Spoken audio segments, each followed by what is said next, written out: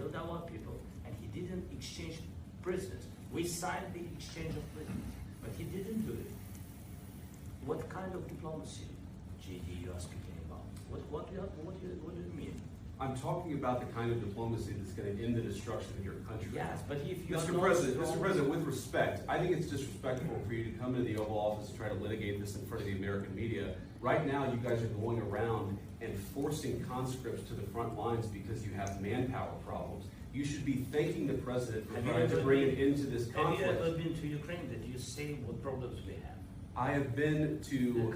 I've actually watched and seen the stories, and I know what happens is you bring them on a propaganda tour, Mr. President. Do you disagree that you've had problems bringing people in your military? And do you think that it's respectful to come to the Oval Office of the United States of America and attack the administration that is trying to prevent the destruction of your country? A lot of questions. Let's start from the beginning. Sure. First of all, during the war, everybody has problems. Even you, but you have nice ocean and don't feel now, but you will feel it in the future. God bless. You don't know that. God bless. You don't God know bless. that. You will not have a war. Don't tell us what we're going to feel. We're trying to solve a problem. Don't tell us what we're going to feel. I'm not telling you. Because I'm you're in no answering position honest to questions. dictate that. That's exactly what you're doing. You're in no position to dictate what we're going to feel. We're going to feel very good. We're going to feel very good and very strong. You will feel influence. You're right now not in a very good position. You've allowed yourself to be in a very bad position, and he happens to be right about it. From the very beginning of the war. You're not in a good position. You don't have the cards right now. With us, you start having cards. But right now, you don't. Yeah, you're playing cards. You're playing cards. You're gambling with the lives of millions of people. You're gambling with World War III. You're gambling with World War III.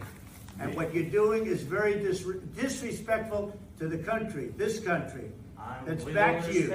Far more than a lot of people said they should have. Have you said thank you once this entire meeting? No, in this entire meeting, have you said thank you?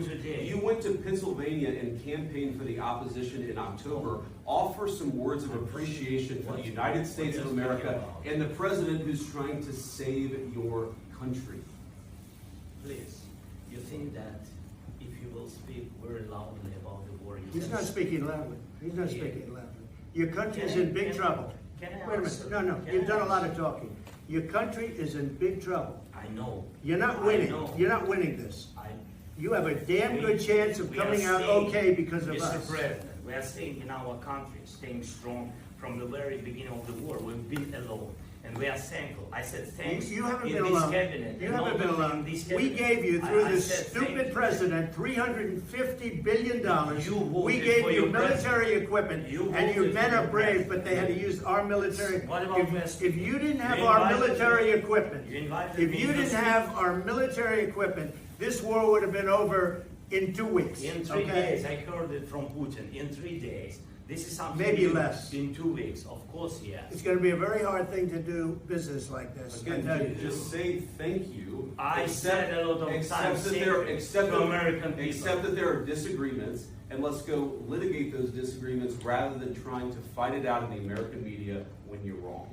We know that you're wrong. But you see, I think it's good for the American people to see what's going on. I think it's very important. That's why I kept this going so long. You have to be thankful. You don't have the cards.